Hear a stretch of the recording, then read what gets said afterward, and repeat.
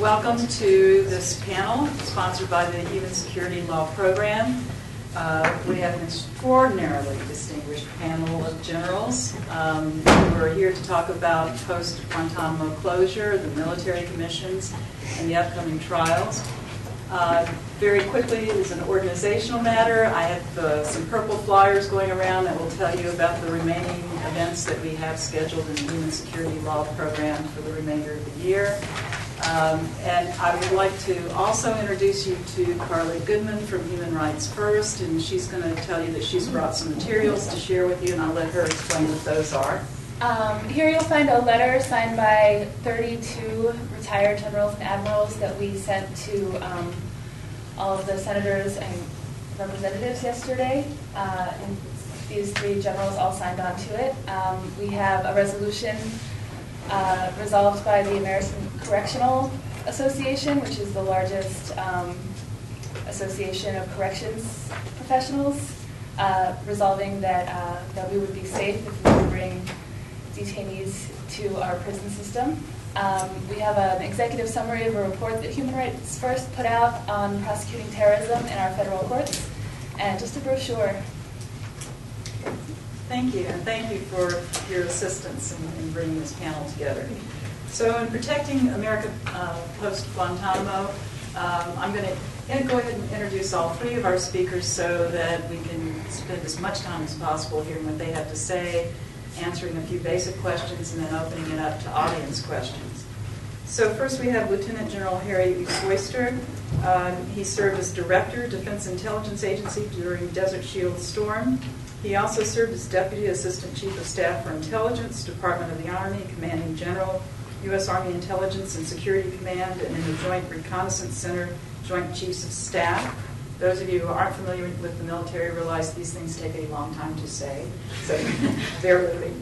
In Vietnam, he was an operations officer in a field artillery battalion. Upon retirement, he was Vice President for International Operations with Military Professional Resources Incorporated, and returned to government as Special Assistance to the SEC Army for World War II's 60th anniversary commemorations, which were completed in 2006. Major General Paul D. Eaton recently retired from the U.S. Army after more than 33 years of service. His assignments include infantry command from the company to brigade levels, command of the infantry center at Fort Benning, and chief of infantry. His most recent operational assignment was as commanding general of a command charged with reestablishing Iraqi security forces in 2003-04, where he built the command and established the structure and infrastructure for the Iraqi armed forces. He has also had operational assignments in Somalia, Bosnia, and Albania. Other assignments include the Joint Staff Deputy Commanding General for Transformation and Striker Unit Development, and Assistant Professor and Head of the French Department at West Point. He is a 1972 graduate of West Point. Brigadier General James P. Cullen is a retired Brigadier General in the United States Army Reserve Judge Advocate General's Corps, and last served as the Chief Judge of the U.S. Army Court of Criminal Appeals. He currently practices law in New York City. So let's have a round of applause for these.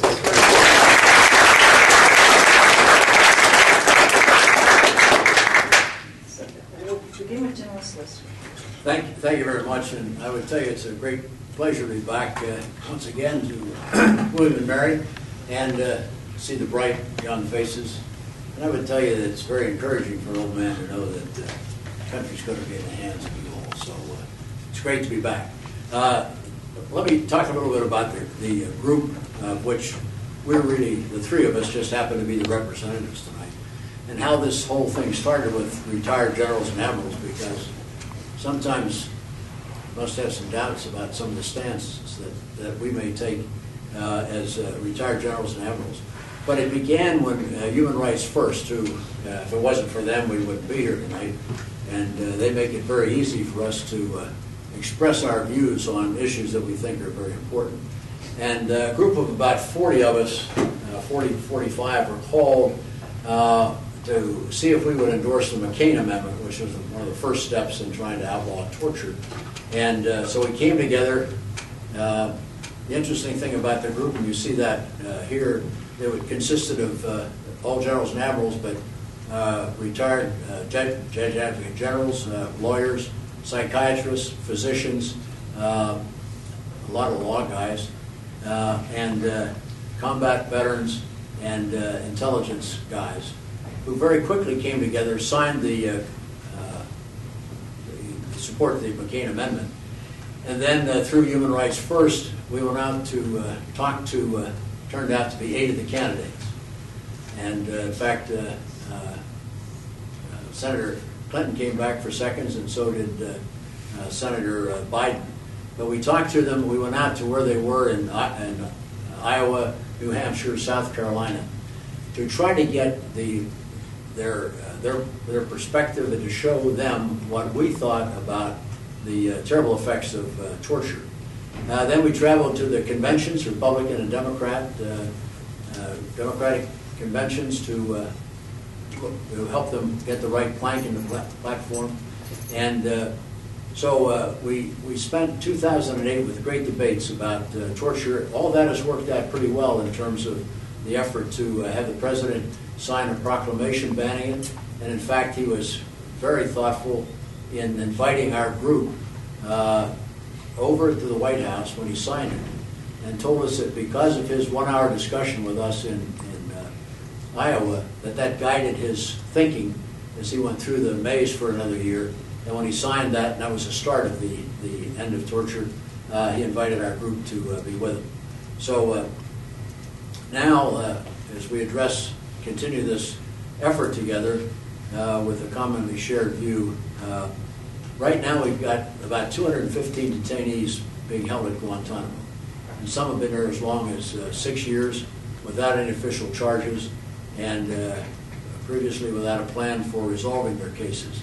And we see no reason to hold people without charges in limbo for 6 years, or certainly not any longer. So what we support today that the inmates there should be tried. We would like to see them tried in the federal courts, the Article III courts established by our Constitution. They should be tried there. And if found guilty, lock them up in federal prisons. And if not, put them in the proceedings for deportation. So our view is we need to close Guantanamo and get the job done in a proper way in accordance with the laws of this great country.